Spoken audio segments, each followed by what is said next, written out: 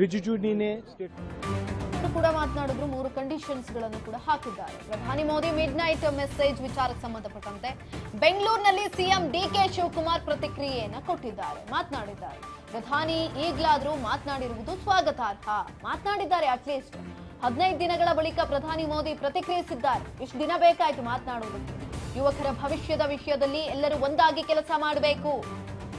ಈ ವಿಚಾರದಲ್ಲಿ ದೇಶದ ಗಮನ ಸೆಳೆದಿರುವುದು ಒಳ್ಳೆಯ ಬೆಳವಣಿಗೆ. ಡಿಕೆ ಶಿವಕುಮಾರ್ ಅವರು ಬೆಂಗಳೂರಿನಲ್ಲಿ ಪ್ರತಿಕ್ರಿಯೆಯನ್ನ ಕೊಟ್ಟಿದ್ದಾರೆ. ನೋಡಿ, ನಿನ್ನೆ ಮಧ್ಯರಾತ್ರಿ ಪ್ರಧಾನಿ ನರೇಂದ್ರ ಮೋದಿ ಅವರು ಸೆಲ್ಫಿ ವಿಡಿಯೋ ಮಾಡುವ ಮುಖಾಂತರ ಒಂದು ಸಂದೇಶವನ್ನ ರವಾನೆ ಮಾಡಿದ್ರು.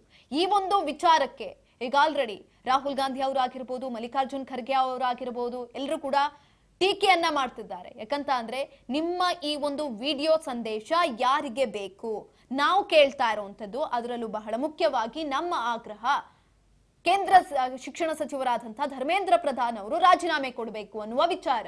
ಅದನ್ನ ಮಾತನಾಡ್ತಾ ಇಲ್ಲ. ಡಿಕೆ ಶಿವಕುಮಾರ್ ಅವರು ಕೂಡ ಬೆಂಗಳೂರಿನಲ್ಲಿ ಪ್ರತಿಕ್ರಿಯೆಯನ್ನ ಕೊಟ್ಟಿದ್ದಾರೆ. ಅಟ್ಲೀಸ್ಟ್ ಇವಾಗಾದ್ರೂ ಮಾತನಾಡಿದ್ರಲ್ಲ ಪ್ರಧಾನಿ ನರೇಂದ್ರ ಮೋದಿ ಅವರು. ಇಷ್ಟು ದಿನ ಬೇಕಾಯ್ತು, ಮಾತನಾಡಿದ್ದಾರೆ, ಅದು ಸ್ವಾಗತಾರ್ಹ ಅಂತ ಹೇಳ್ತಿದ್ದಾರೆ ಡಿಕೆ ಶಿವಕುಮಾರ್ ಅವರು. 15 ದಿನಗಳ ಬಳಿಕ ಪ್ರಧಾನಿ ಮೋದಿ ಪ್ರತಿಕ್ರಿಯೆ ಕೊಟ್ಟಿದ್ದಾರೆ ವಿಚಾರಕ್ಕೆ ಸಂಬಂಧಪಟ್ಟಂತೆ. ಇಲ್ಲಿವರೆಗೂ ಒಂದು ಮಾತಾಡಿರ್ಲಿಲ್ಲ. ನಿನ್ನೆ ಬೆಳಗ್ಗೆ ಟ್ವೀಟ್ ಹಾಕ್ತಾರೆ, ಮಧ್ಯರಾತ್ರಿ ವಿಡಿಯೋ ಸಂದೇಶ ರವಾನೆ ಮಾಡ್ತಾರೆ.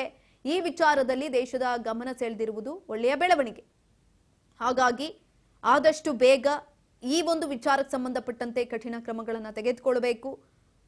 ಮೋದಿ ಅವರು ಧರ್ಮೇಂದ್ರ ಪ್ರಧಾನ್ ಅವರ ರಾಜೀನಾಮೆಯನ್ನ ಪಡೆದುಕೊಳ್ಳಬೇಕು.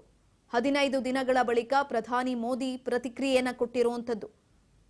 ಮಾತನಾಡಿದ್ದಾರೆ ಡಿಕೆ ಶಿವಕುಮಾರ್ ಅವರು ಈ ವಿಚಾರಕ್ಕೆ ಸಂಬಂಧಪಟ್ಟಂತೆ. ಅದರಲ್ಲೂ ಕೂಡ ನಿನ್ನೆ ರಾತ್ರಿ ಏನೊಂದು ವಿಡಿಯೋ ಸಂದೇಶವನ್ನ ರವಾನೆ ಮಾಡಿದ್ರು, ಆ ಒಂದು ವಿಡಿಯೋ ಸಂದೇಶಕ್ಕೆ ಕುರಿತಾಗಿ ಡಿಕೆ ಶಿವಕುಮಾರ್ ಅವರು ಪ್ರತಿಕ್ರಿಯೆಯನ್ನ ಕೊಟ್ಟಿರುವಂತದ್ದು. ಇಷ್ಟು ದಿನಗಳ ಕಾಲ ಪ್ರಧಾನಿ ನರೇಂದ್ರ ಮೋದಿ ಅವರು ಮೌನ ಮುರಿದಿರಲಿಲ್ಲ, ವಿಚಾರಕ್ಕೆ ಸಂಬಂಧಪಟ್ಟಂತೆ ಮಾತನಾಡಿರಲಿಲ್ಲ, ಒಂದು ಸ್ಟೇಟ್ಮೆಂಟ್ಗಳಿಲ್ಲ, ಅಥವಾ ಈ ವಿಚಾರವನ್ನ ಕೇಂದ್ರದಲ್ಲಿರುವಂತಹ ಯಾವೊಬ್ಬ ನಾಯಕರು ಕೂಡ ಮಾತನಾಡಿರಲಿಲ್ಲ ವಿಚಾರಕ್ಕೆ ಸಂಬಂಧಪಟ್ಟಂತೆ.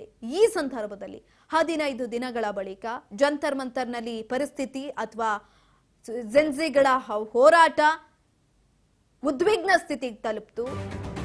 ಆ ಸಂದರ್ಭದಲ್ಲಿ ಮಾತನಾಡಿರುವಂಥದ್ದು.